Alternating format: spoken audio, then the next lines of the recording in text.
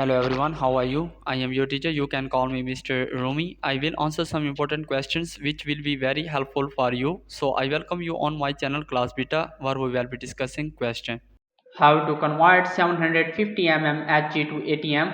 Correct answer is to convert 750 mm Hg to ATM we need to use the conversion factor that relates these two units. The conversion factor between millimeters of mercury mm Hg and atmospheres CTM is 1 ATM equals 760 mm Hg. Therefore, to convert 750 mm Hg to ATM, we will use the following calculation: 750 mm Hg 1 ATM by 760 mm Hg equals 0.9868 ATM. So 750 mm Hg is equal to approximately 0.9868 ATM.